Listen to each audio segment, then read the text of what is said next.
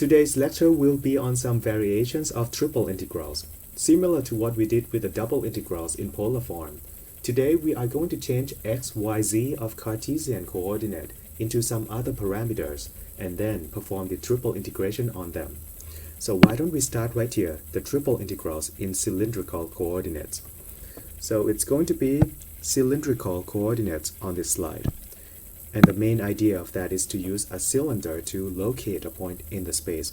So you can make a note right here that it's all about using a cylinder to locate a point. Okay, let me fix that. A point in 3D space. How is that going to work? Let's take a look at the figure on the right hand side right here. So on this figure we already have the shapes and the lines and the symbols. Let's ignore them. Let's assume that we have this point right here in the space and we are going to call it point P. Okay, and we also have this x-axis right here, y right here, and z right here. Let's ignore other things that we have right now, just this point in the space, point P. Before we used x, y, and z to locate this point in the space, maybe in the last lecture about the Cartesian coordinate in three-dimensional space. With this x, y, and z, we know the location of this point in the space and we know where to look for it. Today we are going to use something a little bit different. We are going to change into something else. So no more x, y, z on this figure. So just this point P, and we are going to use this new idea of using a cylinder to locate a point. Once again, cylindrical coordinate is about using a cylinder. So let's take a look at this cylinder right here. I know that the outline of this cylinder is already there, but I need to highlight this one.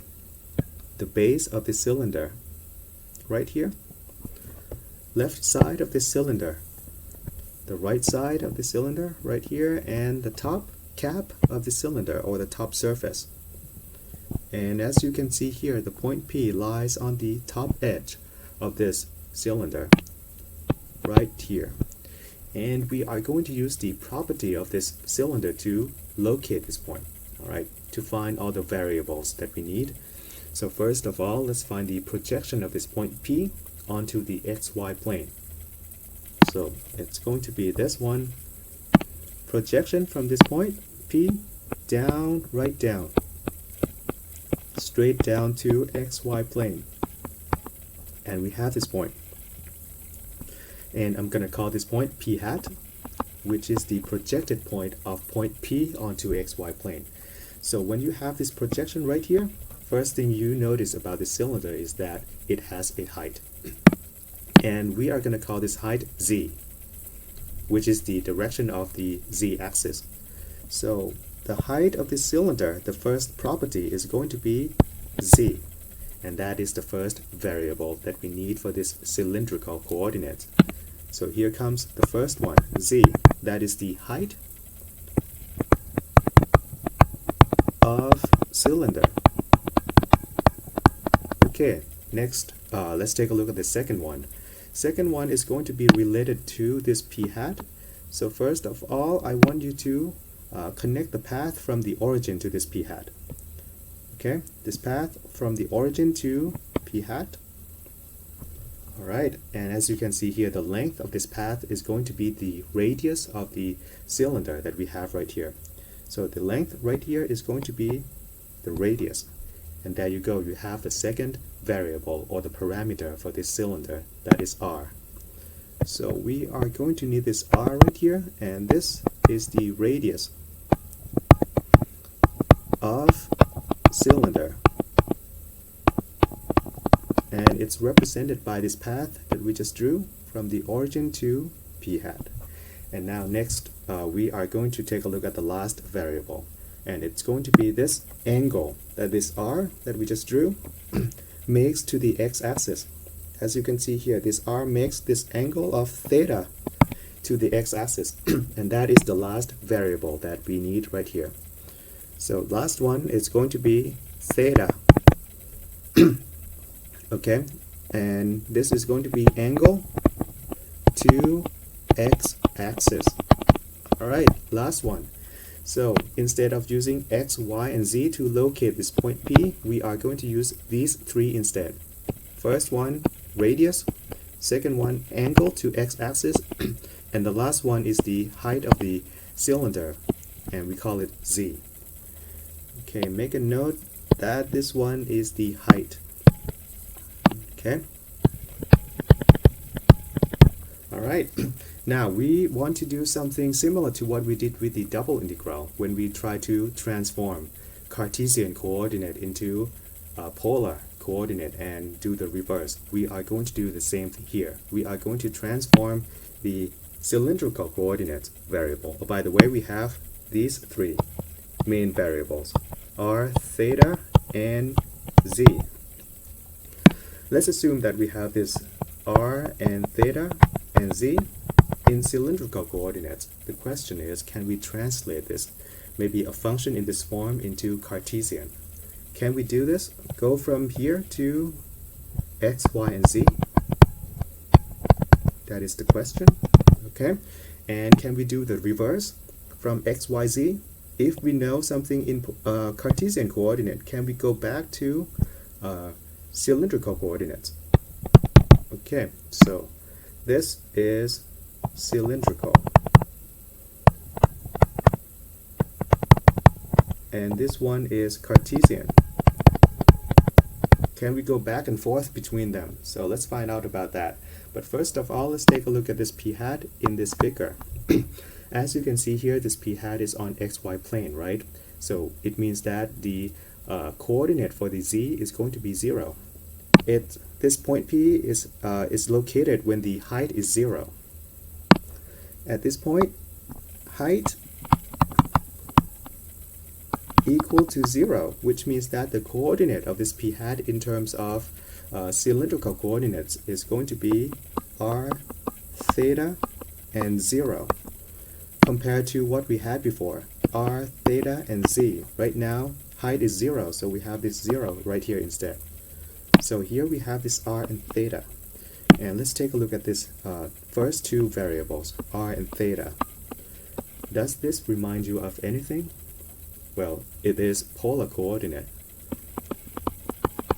Polar.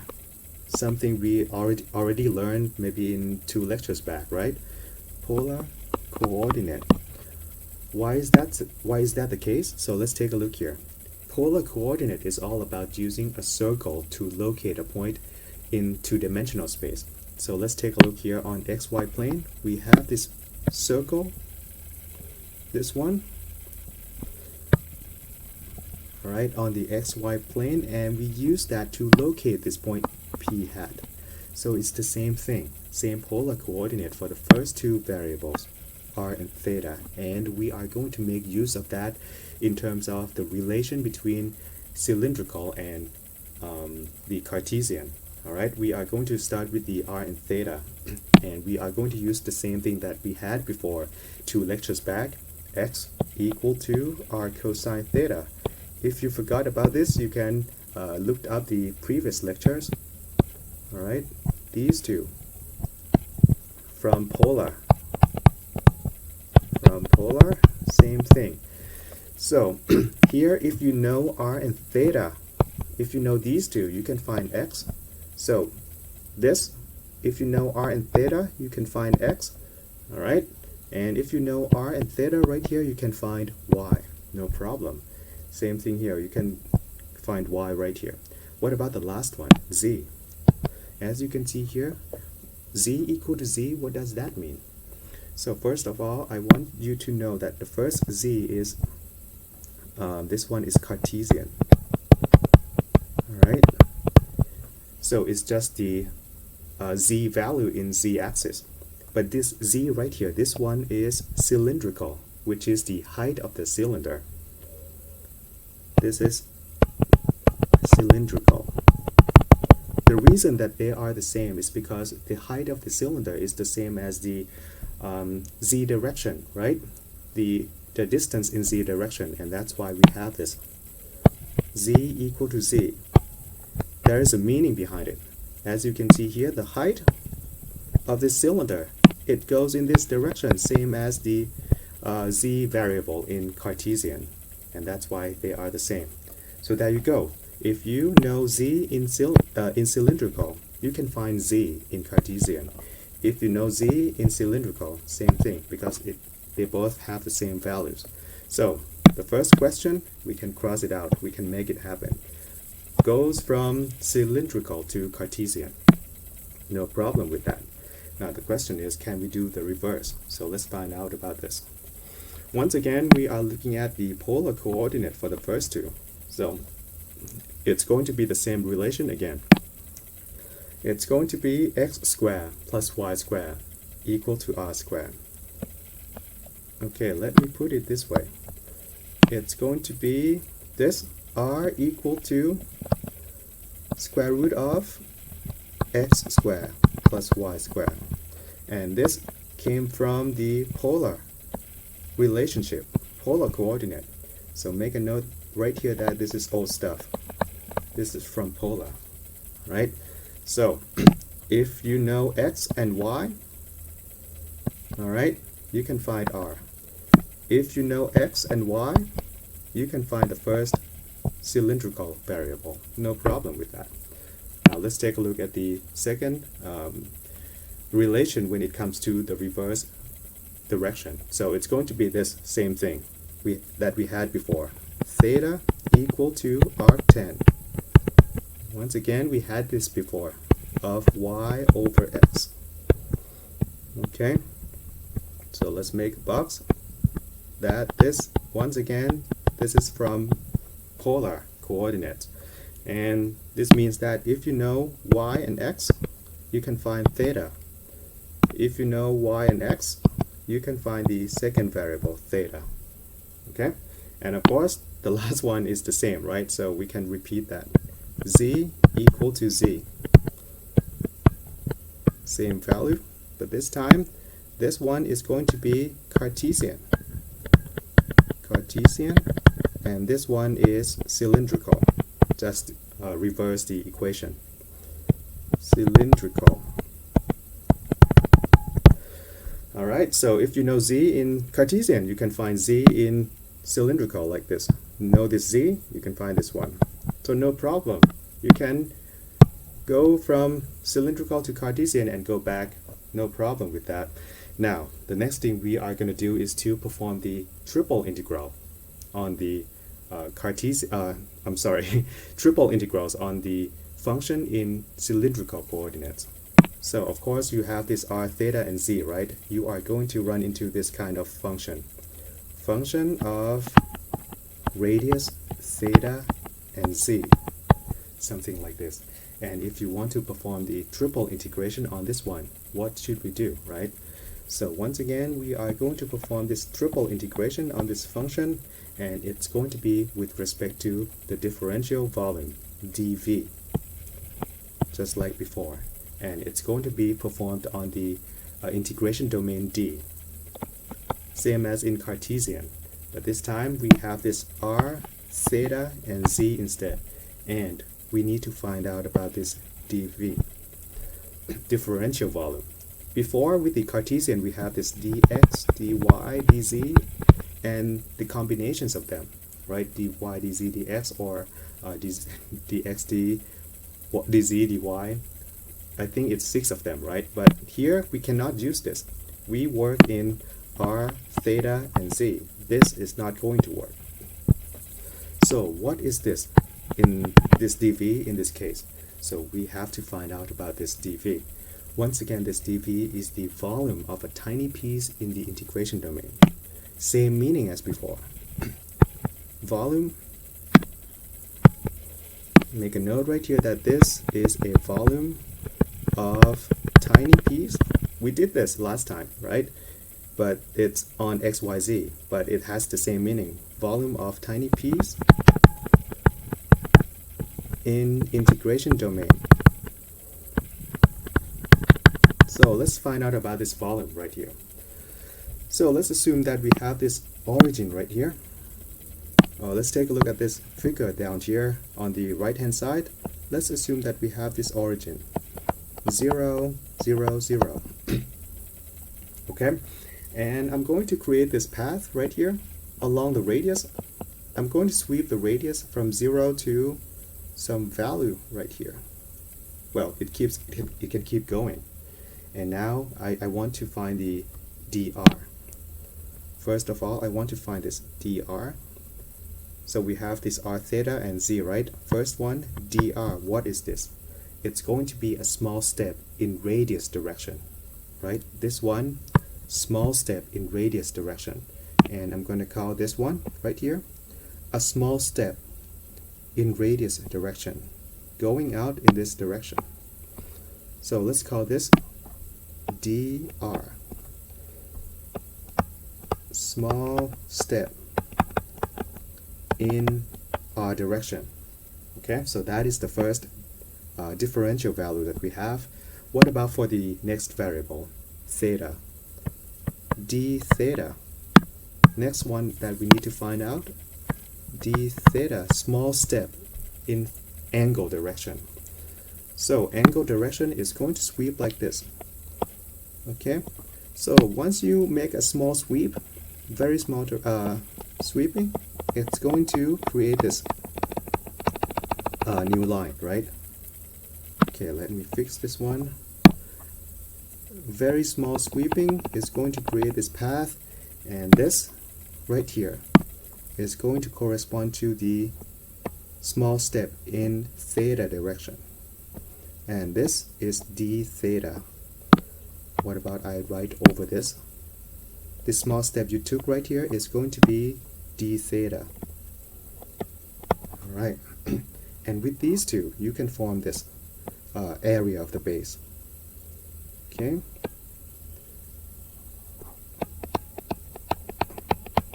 okay, and this one we are going to call it dA.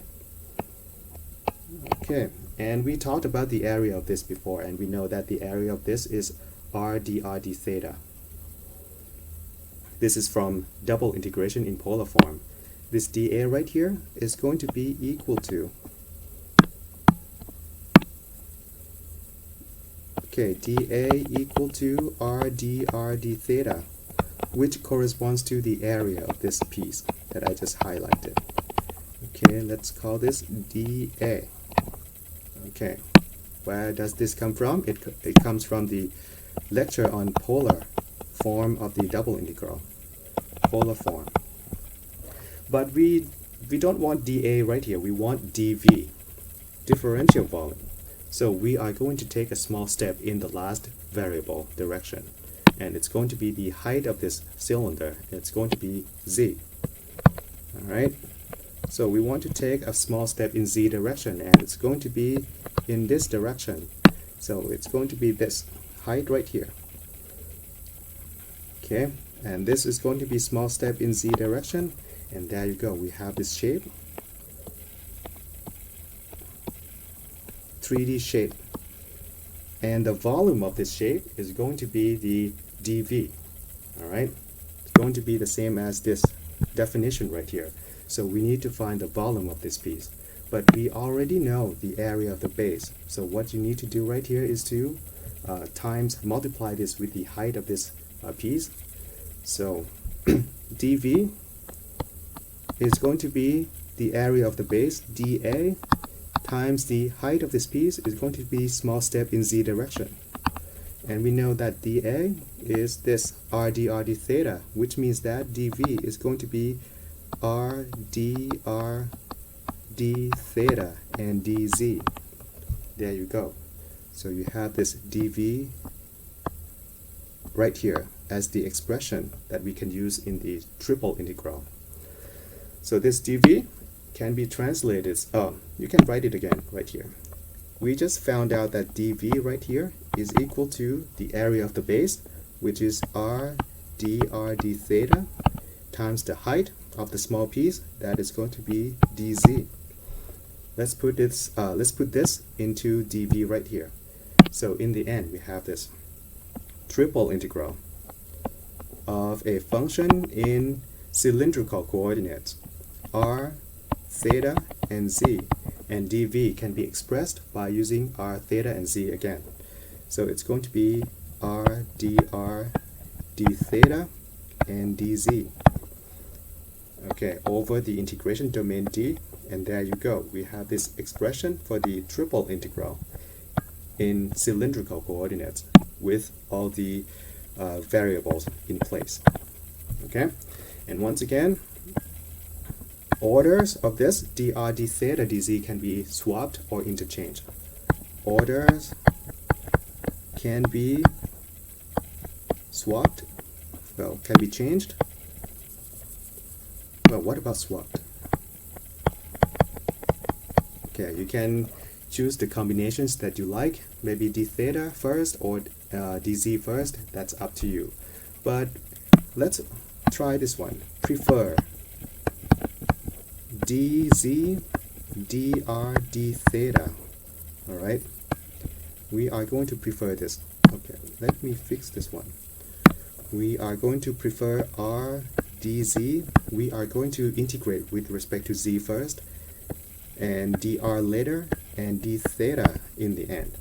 Why is that? Because we want to keep these two at the end, so that in the end we have the double integral in polar form. What you see right here, dr d theta at the end, this is double integral in polar form. Alright, so if you can, maybe you try this first. Okay, but it doesn't have to be like this always. But to my experience, I run into the case that this works better for me. So this is the combination that you prefer, dz dr d theta. And now that you know the basic idea of the cylindrical coordinate and the triple integrals, let's try this on one example in the next slide, right here. Okay, so we have to, in this example, we are supposed to calculate the integral, alright, okay, of this function right here, and we have this function in terms of cylindrical variables, r, theta, and z. So this is the function that we are supposed to perform the integration on, right? And it's equal to just z right here, which means that this is definitely triple integral. And we know that this is in cylindrical. Alright. And it's going to be over a region enclosed by. Right? First one is going to be a cylinder of this x squared plus y squared equal to 4. When you see something like this, you know it's a cylinder of radius 2. Okay, this one has the radius of 2. Radius equal to 2. Equal to 2. Alright, that is the first surface that we need to pay attention to. And it's going to be bounded above, alright? Bounded above, which is going to be the top surface. Top surface of this integration domain, and it's going to be a paraboloid. So this one that we have, paraboloid. So this one is going to be a parabola in 3D in z direction. 3D parabola in plus z direction. Okay, and of course we have this lower surface bounded below, okay, below by the xy plane. Okay, this is the same as z equal to 0. So make a note right here, bounded below, this is lower surface. Okay. Now let's try to find the triple integral of this this function right here, equal to z. And we are going to stick with the same guideline that I gave to you earlier. Okay. First of all, I want you to stick with the same guideline. Same guideline as Cartesian. Same guideline as triple integral in xyz. So first of all, we are supposed to plot this integration domain in the space, right? Because otherwise we cannot, we don't know how to sweep the variables. So the first thing is to draw the graph, and it's drawn for you right here. So first of all, let's take a look at the first surface that we have, which is the cylinder of radius 2 right here. So it's going to be this one, a cylinder of radius 2. Okay, so the height of this one, okay, and this is the base. Alright, that is the top first surface. I'm sorry, not the top surface. Okay, first surface that we have to consider is this one. And as you can see here, this is sort of like a side surface, the cylinder. Okay, now let's take a look at the paraboloid. This one, z equal to x squared plus y squared. And it's going to be equal to this surface right here. Parabola in z direction, except that this time it's going to be 3D. So we are looking at this parabola, just regular one. Okay, it's kind of hard to draw, I'm sorry. Okay, let me fix this. Alright.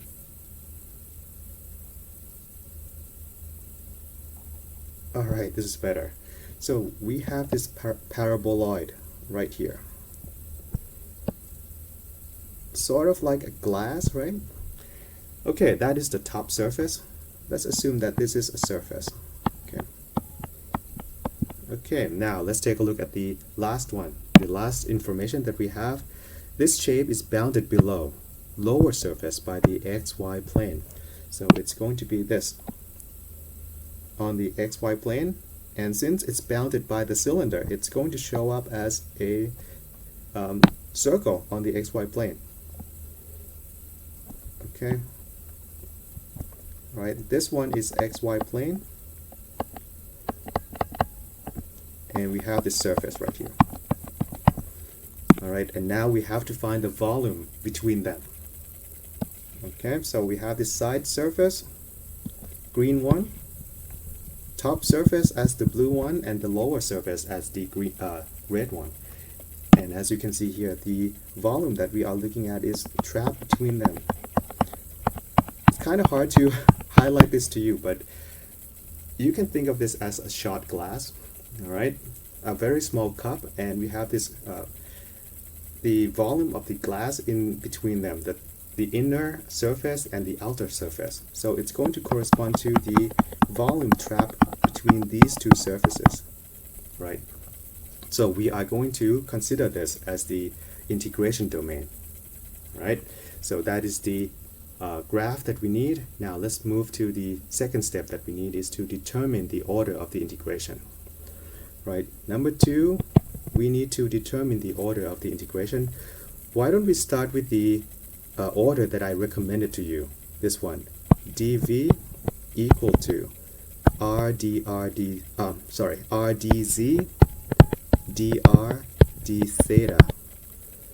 Okay, and the reason for that is because we want to keep this dr d theta as the double integration in polar form. Okay, so we are going to start with this, and let's try to do the integration right here. So let me check the space. Alright, so I have to squeeze everything into this slide. It's going to be tough. Okay, so we want this triple integral, okay, of this function r theta and z equal to z. So we have this z right here. For dv, we have this right here, r dz dr d theta. We have determined the order of the integration to be this r dz dr d theta. Alright, not this one. Okay, just this.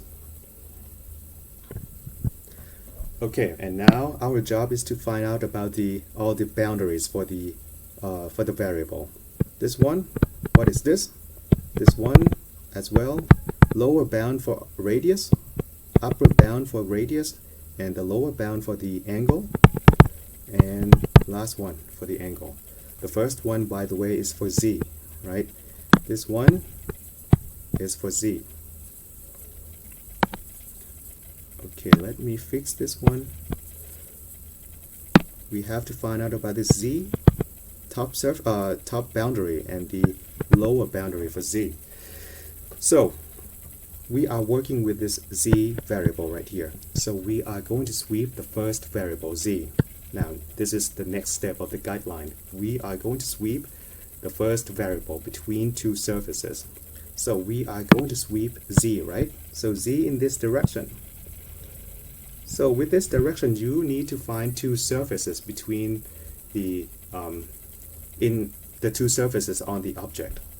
So as you can see here, we have this lower surface right here.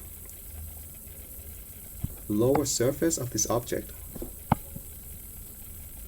And the top surface of this object is going to be this paraboloid. Okay, let me highlight this. Okay, this is going to be the top surface. And the sweeping of the first variable is going to be with respect to z. So it's going to go like this. Go from the lower surface, the red one, to the top one. And we are going to sweep through this. Stop at the top surface in z direction. There you go. Okay, so we have to find out about this lower surface. And lower surface, you know, this is z equal to 0, right? And we are going to assign this to the lower bound of the z variable. Function number 1 of r and theta. Okay. Okay, by the way, to make this clear to you, let me add some information to this integration sign. Okay, I should have done this earlier. I'm sorry about that. So, this. Okay. So, we are supposed to find the lower bound for the z variable. This is supposed to be f1 of r and theta, the other variables. Alright? Upper bound of z, that's going to be f2 of r and theta. Now, lower bound for r is going to be g1 of theta. Upper bound for r is going to be g2 of theta. This is similar to what we had for the Cartesian coordinate. And the last one, going to be a, lower bound for the theta, and b, upper bound for the theta. So we need to find all of them, and we found the first one. f1 of r theta equal to 0. Now the upper bound for the z variable is going to be this paraboloid right here, this one. So we have to find the expression for this paraboloid. So let's take a look at that. Paraboloid is this, z equal to x squared plus y squared. But as you can see here, that this curve, this surface, is expressed in terms of x and y.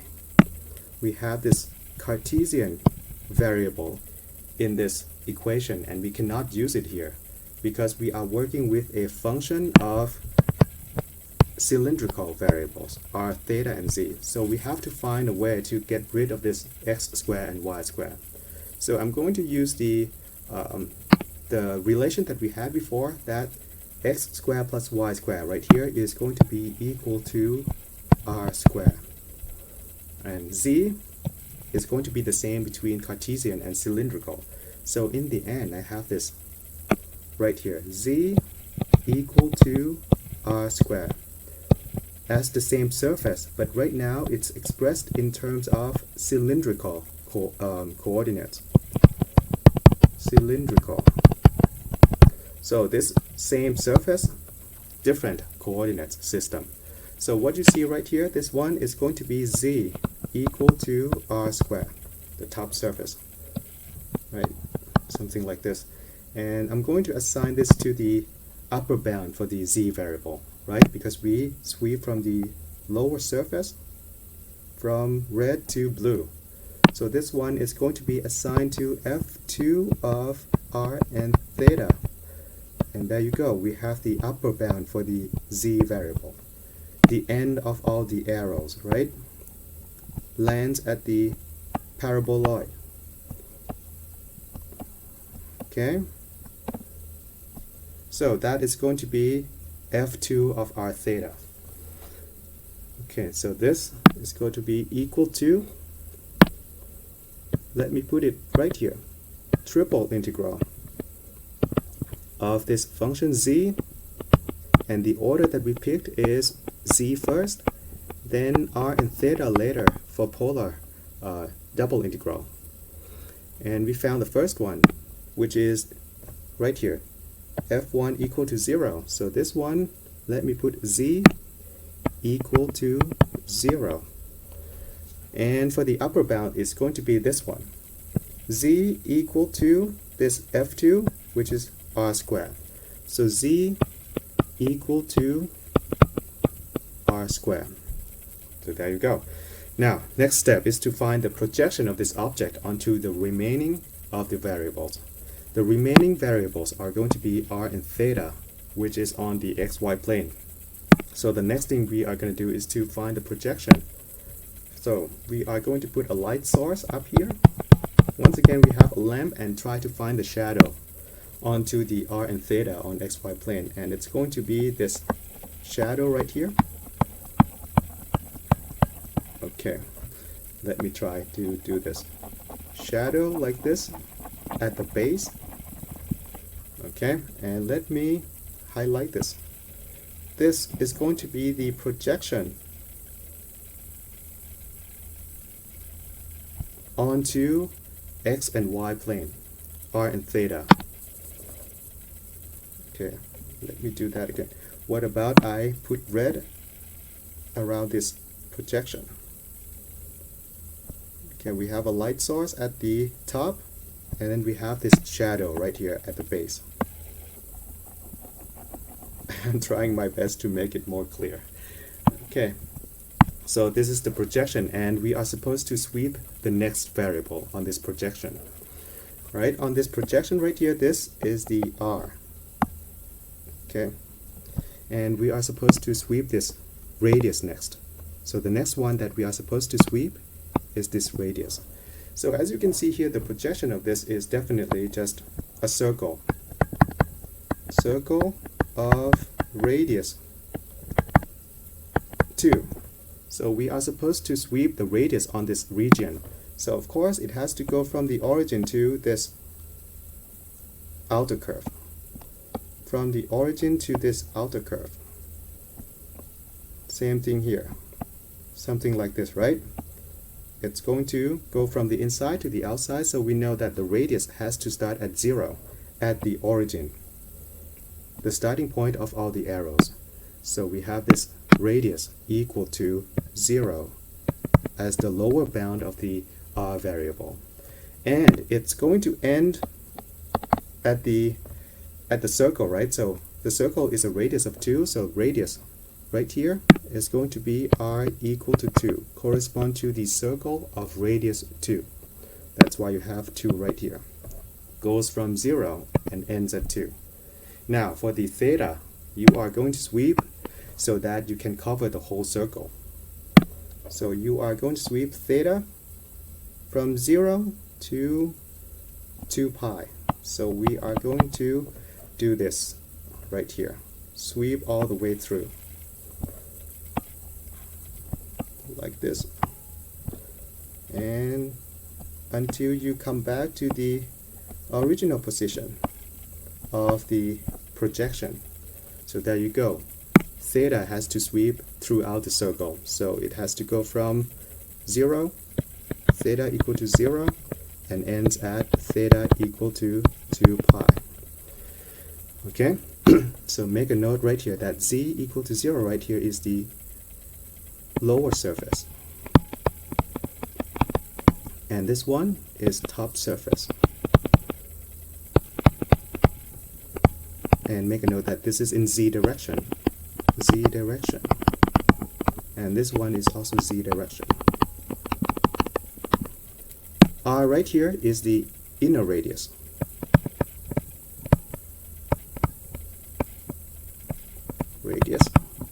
and this one is the outside radius. Okay, I'm sorry about the space right here. This is outside radius. Okay, so I tried my best to illustrate this kind of sweeping of all the variables. So let me conclude this again. Once again, you start with the sweeping of the z variable, going from lower surface to the top surface, and it corresponds to this black arrows. All right, and then you sweep the radius, right, on the projection, and that corresponds to this green arrows in the projection R. And last one is the angle, which you have to cover the whole circle of the projection. So it goes in this order. All right, now that we have found all the boundaries, we can perform the integration right here. So I hope we have enough space. So I'm going to start right here. It's going to be equal to triple integral. Let me put everything right here again. It's going to be z times r dz dr d theta, and we have found everything. So 0 to r squared for z, 0 to 2 for radius, and 0 to 2 pi for angle. And we are going to start with the innermost with respect to z.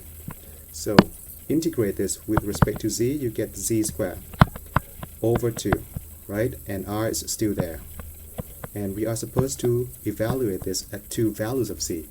Z equal to 0 and z equal to r squared.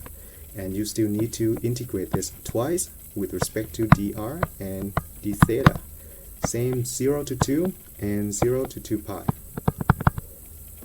Okay. Let me fix this. This is supposed to be d theta. Okay, so let's evaluate this. Going to be equal to r squared goes in as z right here. So it's going to be r to the fourth, right? R to the fourth with this remaining r right here, it's going to be r to the fifth. Okay, r to the fifth over 2. Okay, all right, and 0 goes in. 0, this one goes in as z, everything is going to go to 0. So in the end, I have this r to the fifth over 2. And I need to integrate this with respect to r and theta. All right, 0 to 2 and 0 to 2 pi. Okay, let me do this. As you can see here, at this point, this is double integral with respect to r and theta. This is in polar form. So you make a note that this is polar double integral. Okay, so let's do that. Integrate this with respect to r. You are going to get r to the 6th over 6 times 2 is going to be over 12. All right, evaluate this at two values of radius, 0 to 2. Integrate this one more time with respect to theta. Theta from 0 to 2 pi. Okay, 2 goes in. All right, so it's going to be 64.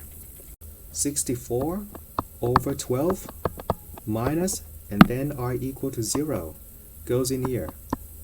And as you can see, r equal to 0, it means that everything goes to 0. So we have 0 right here. And this goes to nothing.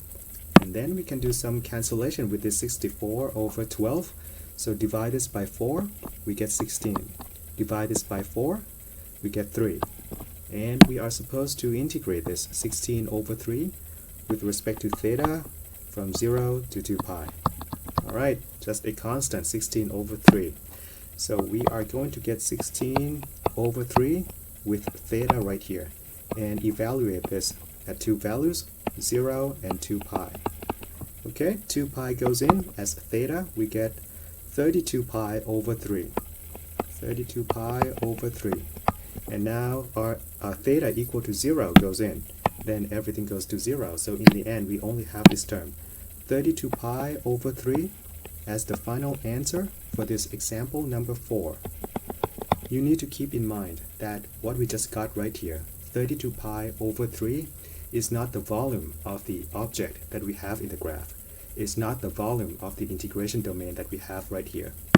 So make a note, not volume of integration domain D that we have in the graph.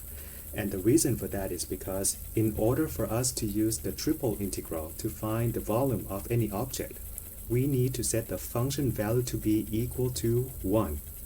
And what you see up here, the function value, function of radius theta and z is equal to z. Definitely not equal to 1, which means that the result that we got in this problem is not the volume of D. So make a note right here that this is because f of r, theta, and z is not equal to 1 in this problem.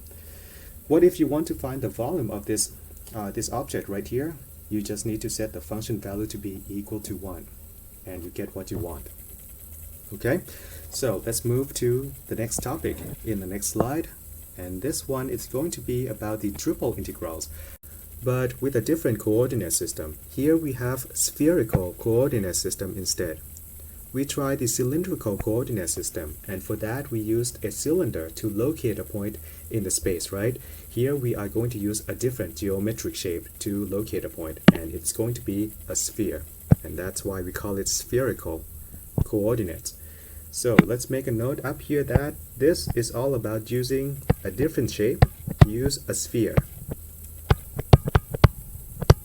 to locate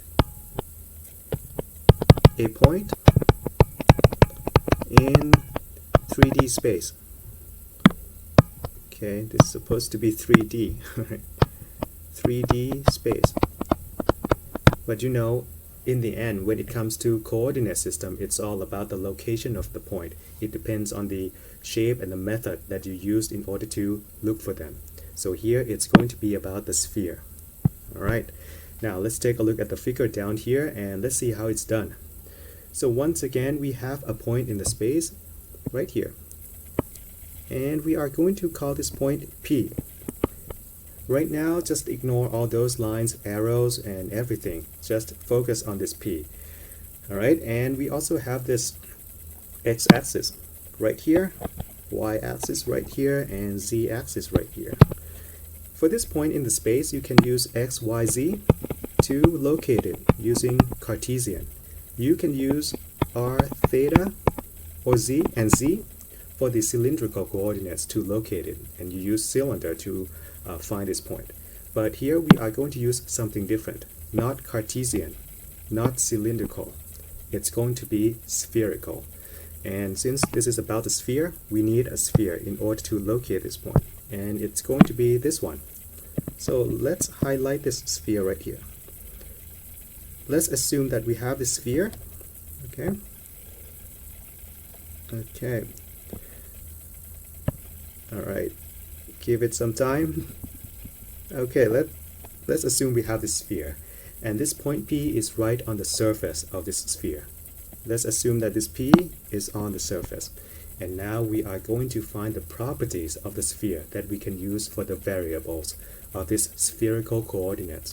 So we are supposed to find 3 variables for this coordinate system. And it's going to be based on the properties of this sphere right here that we have. So first property is going to be this one. So first of all, let's find a path connecting from the origin to this point P. Okay? From the origin to the surface, definitely the length of this path is going to be the radius of the sphere, right? You can use r for that, but somehow they use rho for the radius in this case. It's common to use rho right here. So first of all, it's going to be the radius of this sphere, and that's going to be the first variable that we have. First one is going to be rho, and this corresponds to the radius of sphere. Okay, first property, and then we got the first variable, and that is rho. Now we are going to move to the next property, right? And that's going to be the angle that this rho right here, the blue line, makes to the z-axis. It's going to be this. angle that this rho makes to z-axis, and we are going to call that angle phi. Let's ignore this theta right here in the graph and make it phi. So this next one is going to be this phi, and it's going to be this angle that rho makes to z-axis. Okay, that is the second property and the second variable that we have for the spherical coordinates right here. Phi, second one. Alright, and now next to the last properties and the variables. This one is going to be a little bit tricky. First of all, let's focus on this rho, and we are going to project this rho onto the xy plane, onto this x and y plane. So let's imagine that we have this light source up here, and we get this shadow of this rho onto the plane, and it's going to look something like this. It's going to go straight down. Okay, I'm going to stop right here, and we are going to get this projected line, which is the projected version of the blue line. Okay, this line right here, we are going to call it rho hat. Rho hat projected rho on xy plane. Okay, and once we have this black line, we are going to look at this property, the angle that this rho hat makes to x-axis. The angle that this rho hat makes to x-axis. This angle, and we are going to call it theta. Alright, let's ignore the one that we had before, change it to theta, and that is the last property that we have right here. Last variable. Theta is the angle that rho hat, right? This is the difference. Phi is rho, this one is rho hat, makes to x-axis. So pay attention to this difference. This one is rho, this one is rho hat. And you can make a note right here that rho hat is projected rho on xy plane. Okay, there you go. We got all three variables for the spherical coordinates, rho, phi, and theta. Okay, and once again, we are going to do some transformation from spherical coordinates to Cartesian, and then Cartesian back to spherical. So we want this to happen. Transformation from rho, phi, and theta. Maybe we have a function in spherical coordinates and we want to change it to Cartesian. And of course, we want something like this to happen to x, y, z. And in order to make this happen, we need to find the relation between 6 variables. So we have 6 of them right here, x, y, z, and rho, phi, and theta. And to find the relationship, I can just give you the formulas, but that's not fun, right? So let's spend a small time right here and to understand the relation that we have between them. So first of all, we want to find x value. Let's start with z. We want to find z from rho, phi, and theta. So I'm going to start with this rho right here. This path from the origin to point P. And the next thing I'm going to do is to project this path to z-axis. Okay, so let's take a look here. I am going to project this path to z-axis. Project it to, let's make it straight. Okay, this should look better. Okay, so project it to z-axis. I'm going to get this path right here. Okay, so on z-axis, this is definitely z component. Z component. Alright, so we want this z component in terms of rho and all the angles theta and phi. So we have this length right here, rho, and we have this angle right here, phi. Definitely this one is going to be rho cosine phi. So z component right here is going to be rho cosine phi, because we project this down to z-axis. Alright, and that's why we have this first relation. Okay, let me change this. The z component is going to be equal to rho cosine phi. So there you go, we have this first one right here. First relation between z and rho phi. Okay, now let's find the relation for x and y. First of all, for x and y, we are going to start with this rho hat right here. And as you can see, rho hat is the component of rho onto xy plane. Make a note right here. This rho hat, component of rho on xy plane. And it's going to be equal to rho sine phi. Okay, we had this cosine phi right here, and this one is going to be sine phi, the opposite component. Alright, so this rho right here is going to be equal to rho hat equal to rho sine phi. And the next thing we are going to do is to project this on x-axis and y-axis. So I'm going to start with the x-axis. I'm going to get this. Project this one right here on x-axis, and I get this component. Alright, the goal is to get the x component, and this is the one, x component. Okay, it's going to be equal to something, x equal to something. So let's start with this black line. This black line is equal to rho sine phi, and then it gets projected down using theta to this x-axis. So in the end we have this. Okay, I need more space. This is going to be x equal to rho hat is going to be rho sine phi, and with the projection I'm going to get this cosine theta. A little bit hard to see, I'm sorry about that. So there you go, we have this second component and x component, and it's going to correspond to this rho sine phi cosine theta. Alright, so what you see right here, rho and sine phi, right here, this is rho hat. And with the cosine theta, that is the projection.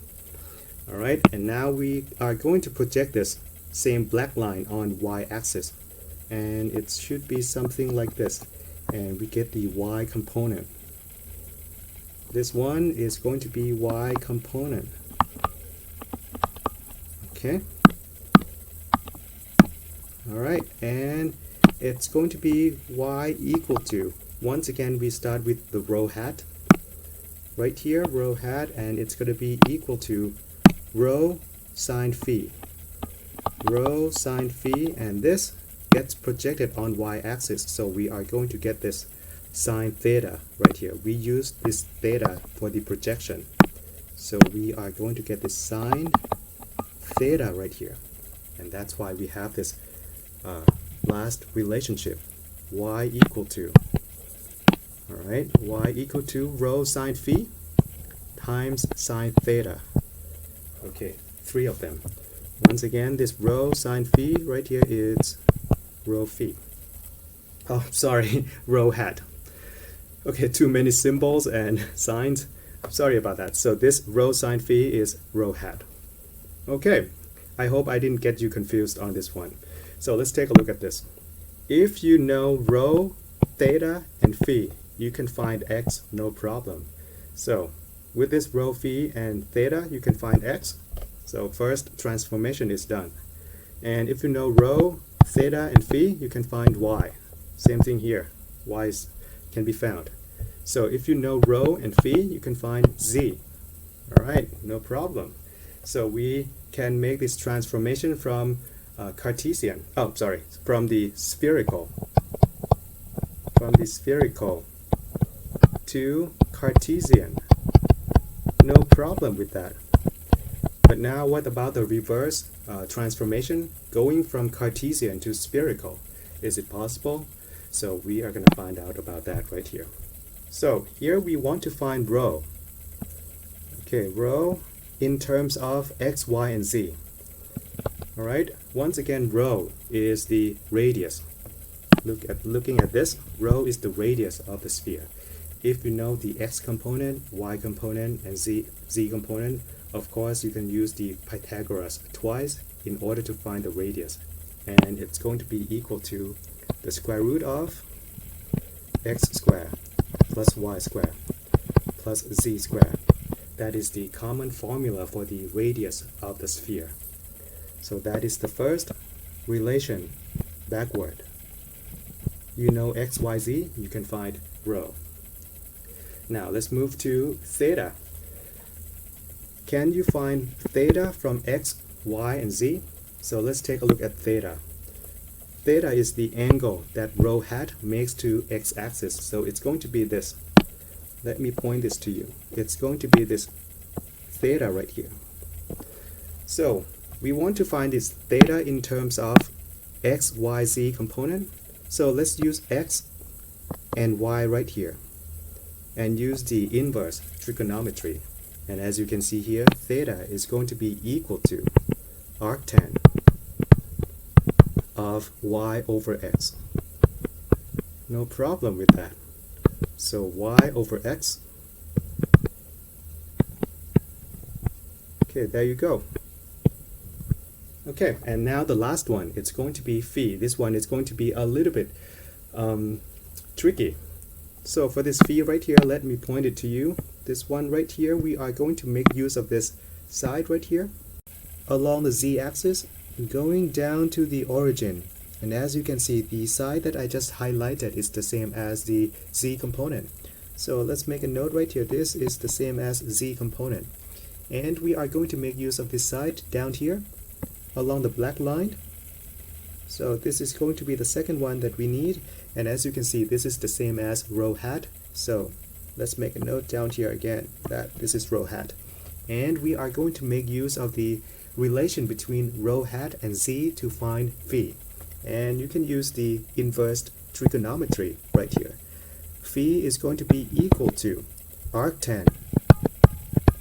Alright, and we are going to start with this side, arctan of this rho hat. Okay, rho hat over this side, z. There you go, and you get phi between rho hat and z, like this. But you cannot leave rho hat in this expression like this, because we want the expression to be in terms of x, y, and z. So we have to find a way to express rho hat in terms of x and y. So let's take a look at this side right here, this black line. Okay, we want to express this in terms of x and y, and we are going to make use of the x component and y component and use the Pythagoras. And as you can see here, rho hat right here is going to be the same as square root of x squared plus y squared. So we can use that instead of rho hat in the expression. So in the end, we are going to end up with this equation right here, arctan of rho hat, which is equal to square root of x squared plus y squared. Square root of x squared plus y squared over z. So there you go. That is the last relationship between Cartesian variables and the spherical coordinates. Okay, so let's make a box around this one, last one. So as you can see, if you know x, y, and z, you can find rho. If you know y and x, you can find theta. And if you know x, y, and z, you can also find phi right here. And that is the conclusion for the transformation from spherical to Cartesian and also backward. Now that you know about the transformation, let's move on to the triple integrals in spherical coordinates. So we want to perform this triple integral of a function in spherical coordinates. So this function must have the three new variables, and that's supposed to be rho, phi, and theta. And we are going to perform the integration with respect to the differential volume again. Same thing as what we did with the cylindrical coordinates. So with this dv, and it's going to be over integration domain D. The difference is, here we are going to need dv to be expressed in terms of the new variables. We need this dv to be in terms of rho, phi, and theta. we cannot use the old ones we found for the cylindrical coordinates because that's for the r, theta, and z.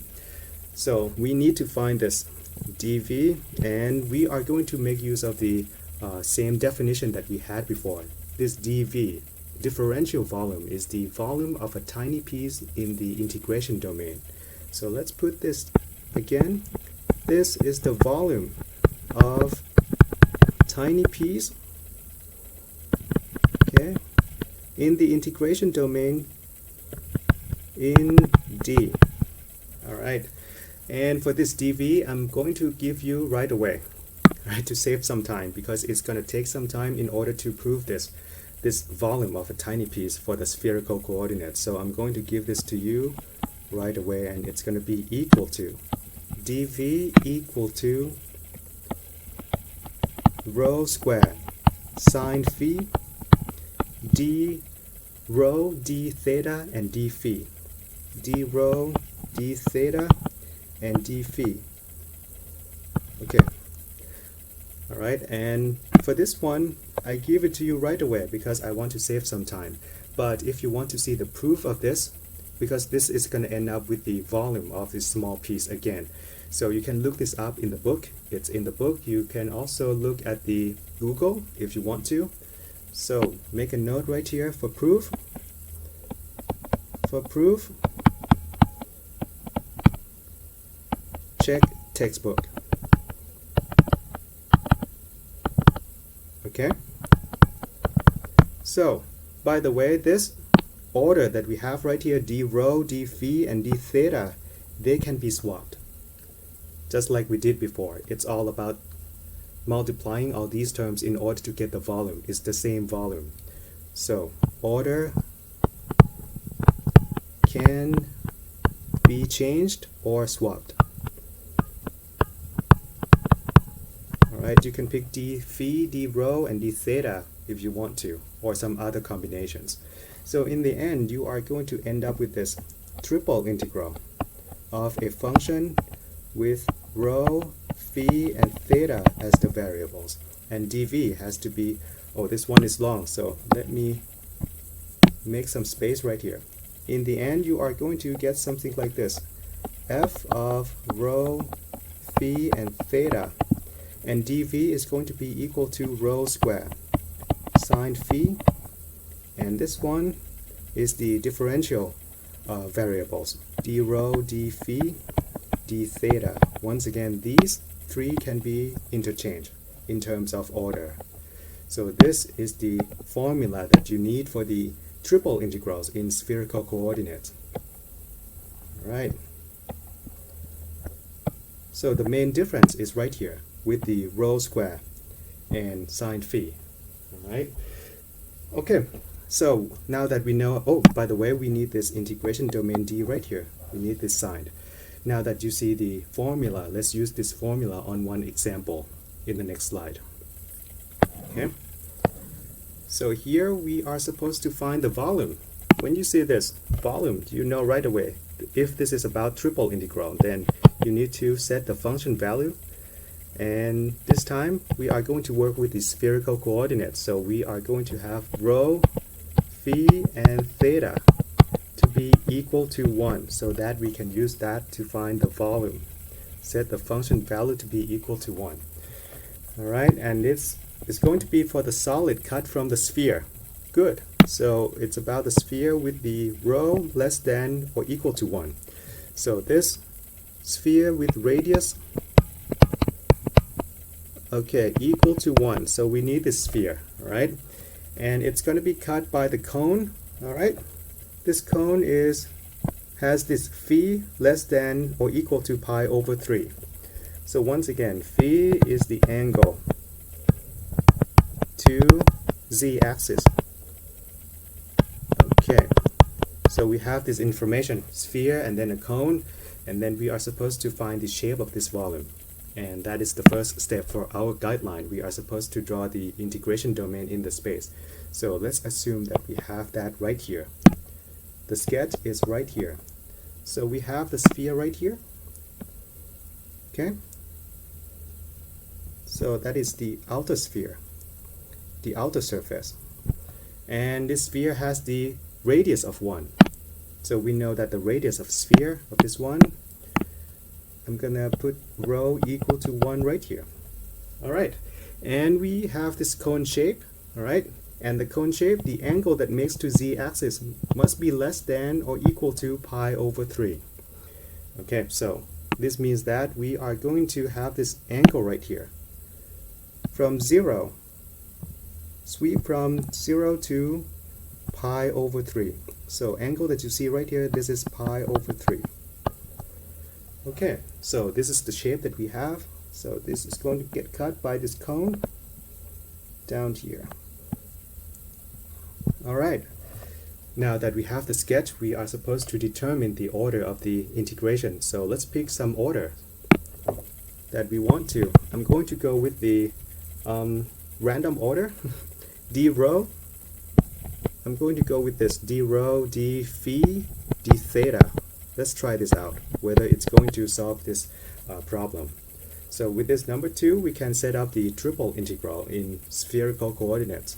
So it's going to be this triple.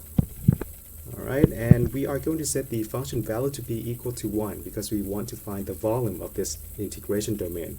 So this is equal to 1. And we also have these extra terms, rho square sine phi, and with the order that I picked, d rho, d phi, d theta, it's going to show up right here, d rho, d phi, and d theta. Now we are supposed to find the boundaries for each variable, starting with rho.